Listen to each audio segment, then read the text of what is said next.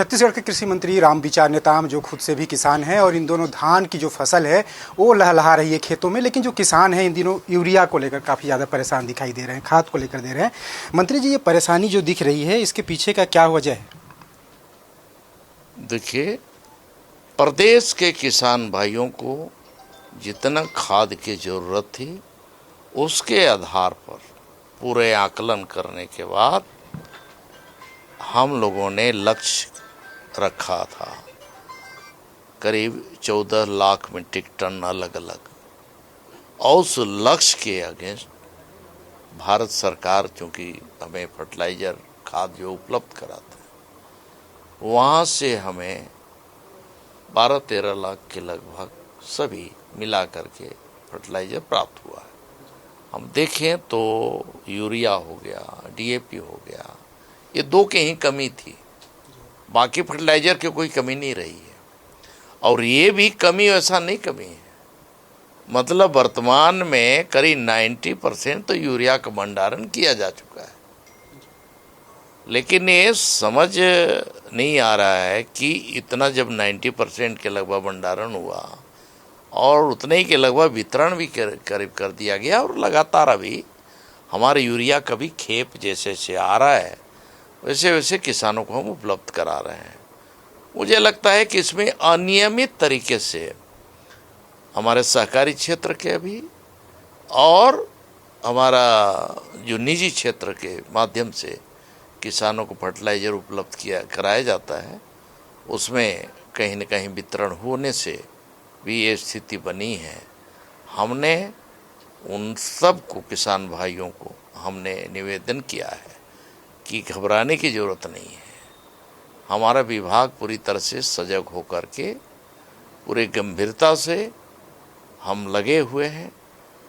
हाँ, इतना ज़रूर है कि जो भी किसानों के हित के साथ खिलवाड़ करेगा, कोई भी किसी प्रकार से औने पौने दाम में बेचने का कोशिश करेगा अधिक लाभ कमाने के लिए, तो उसके खिलाफ सख्त से सख्त कार्रवाई करने के लिए सभी जिलों के अधिकारियों को, जिला प्रशासन को निर्देशित किया गया है। मंत्री जी, और आपने देखा होगा कि लगातार अभी कार्रवाइयाँ हो रही हैं, लेकिन ये कार्रवाई पहले से होना चाहिए था ना।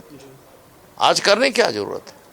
आज तो कम लोग बचे हैं, मुश्किल से 2-4% ही कहीं कहीं लोग बचे हैं, लेकिन उसका भी उपाय हो रहा है। अब यूरिया का उपलब्धता हो रहा है, सभी जगह भंडारण हो रहा है, हमारा रेक जैसे से मिल रहे हैं, उसके आधार पे हम लोगों तक, किसानों तक पहुंचा रहे हैं। एक बहुत बड़ी जो बात है, आपने भी कहा कि कार्रवाई होगी, लेकिन जो यूरिया 266-70 रुपये का है उसको सीधे 1000 रुपये में बेचा जा रहा है गाँवों में। यहाँ भी कई बार छापेमारी कार्रवाई हुई, लेकिन जो गिरोह के जो लोग हैं, जो बड़े माफिया हैं, वो जेल नहीं पहुँच पा रहे हैं, जबकि शिवराज सिंह चौहान ने भी कहा था जो माफिया है उनको जेल भेजो। निश्चित ही जेल भेजना चाहिए, कार्रवाई करना चाहिए, और जो अधिकारी इनके साथ, इनके हित के साथ, जो हमारे गरीब किसान हैं, इन किसानों के साथ अन्याय जो कर रहे हैं और बिचौलियों का साथ दे रहे हैं, ऐसे अधिकारियों के खिलाफ भी सख्त से सख्त कार्रवाई होना चाहिए। हमने निर्देशित भी किया है और कुछ कार्रवाई भी अभी हो रही है। पिछले दिनों जो आपके एग्रीकल्चर के डायरेक्टर हैं उन्होंने भी निर्देश दिया हुआ है कि तत्काल जो फर्टिलाइजर इंस्पेक्टर हैं, चाहे जो डिप्टी डायरेक्टर रैंक के जो अधिकारी हैं, मौके पर जाएं और कार्रवाई करें। उन्होंने बड़ा तेवर के साथ कहा था, शायद आपने निर्देश दिया होगा, लेकिन इसके बाद भी जो मैदानी अमला है वो एक्टिव दिखाई नहीं देता और फिर किसान परेशान होते हैं। रोज चक्का जाम प्रदर्शन, विपक्ष के लोगों को भी मौका इस सारी वजह से मिल रहा है। नहीं, विपक्ष के बात अलग है, किसानों की जो समस्या है उसके लिए हमारी सरकार पूरी गंभीर है। वैश्विक चूँकि एक समस्या थी यूरिया का और डीएपी का, और उस समस्या की वजह से भंडारण होने में थोड़ी दिक्कत हुई है, परेशानियाँ हुई है। आपके खेत का क्या हाल चाल है, कैसा लहलहा रहा है फसल? धान वान देखने गए थे? अभी जाऊंगा यार, धान देखने जाना था, दिक्कत तो है वहाँ भी, क्योंकि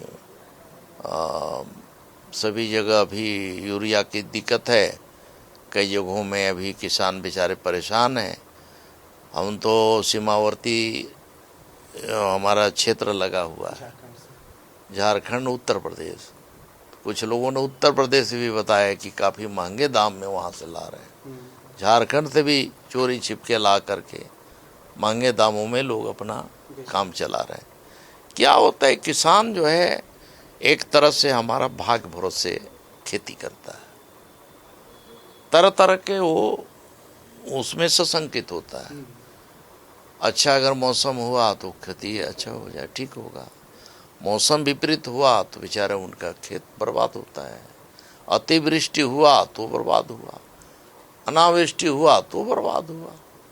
उसी में फर्टिलाइजर नहीं मिला तो बर्बाद होने के लिए सोचते रहता है। टॉप ड्रेसिंग हो गया, यूरिया डाल दिया अपने यहाँ धान में? हाँ, एक बार तो हम डाले हैं, एक बार हम छिड़काव करवा दिए।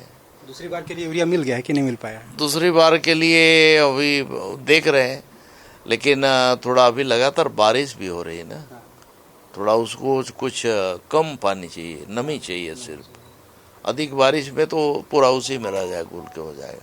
मेरा यही आग्रह है, देखिए धीरे धीरे हम सबको मानसिक रूप से एक तरह से तैयार होना चाहिए कि हम यूरिया का, डीएपी का, सुपर फास्फेट का, मतलब जो रासायनिक उर्वरक का अत्यधिक जो उपयोग कर रहे हैं उसका सीमित उपयोग करें, क्योंकि शिवराज सिंह चौहान ने भी कहा था सीमित उपयोग करें, सीमित उपयोग करें।